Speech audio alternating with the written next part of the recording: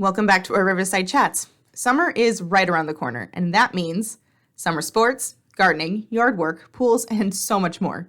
Since we're rolling into the warm season, we want to talk about staying hydrated and how easy it is to become dehydrated. Now, you can become dehydrated literally any time of the year. It's not hard to do, but it is something we see more emergent cases of during the warmer months. Dehydration occurs when the body loses more fluids than it takes in, and it doesn't have enough water to carry out normal functions. Water is vital for almost every process in the body, such as regulating body temperature, digesting food, and removing waste. Dehydration can happen when you don't drink enough fluids, lose too much water through sweat, urination, or other means, or a combination of both.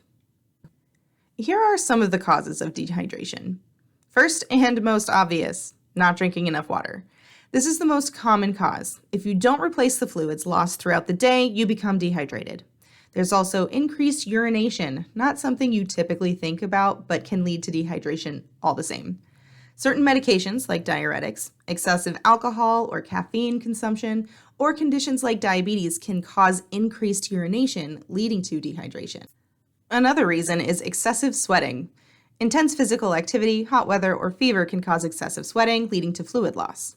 Speaking of fevers, illness is another fairly common reason for dehydration.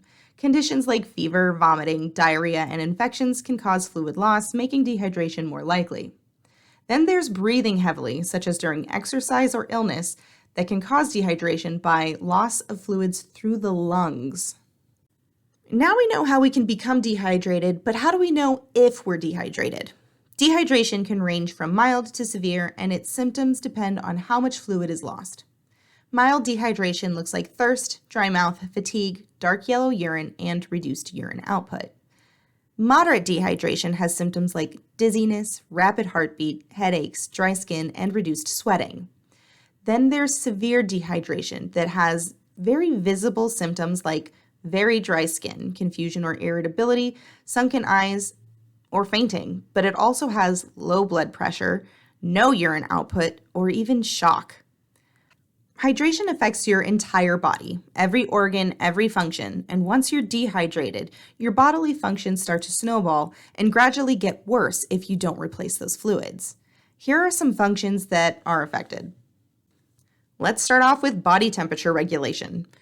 When your body doesn't have enough water, it becomes less efficient at regulating temperature. As a result, sweat production decreases, which can make it harder for your body to cool down, potentially leading to overheating, like heat exhaustion or even heat stroke. Another big function that dehydration affects is your cognitive function. When you're dehydrated, cognitive functions such as concentration, memory, and decision-making skills can become impaired. You might develop a headache or feel more irritable, tired, or have difficulty focusing. In severe dehydration, confusion, dizziness, and even hallucinations can occur.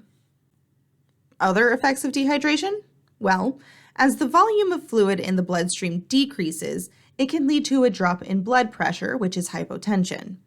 This can make you feel lightheaded, dizzy, or even faint, particularly when standing up too quickly.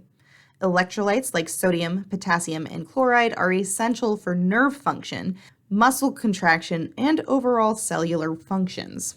When you're dehydrated, the concentration of these electrolytes in the blood become imbalanced. This can lead to muscle cramps, weakness, fatigue, and in more severe cases, seizures or arrhythmias, which is an irregular heartbeat. All organs depend on water to function properly. With dehydration, your organs can become stressed, and they can lead to things like a higher heart rate as the heart works harder to circulate the reduced blood volume, and it has potential kidney damage or kidney stones as the kidneys are overworked trying to conserve water. Easy ways to help prevent dehydration are to drink plenty of fluids. Make sure you drink water throughout the day, especially in hot weather, during physical activities, or when you're sick.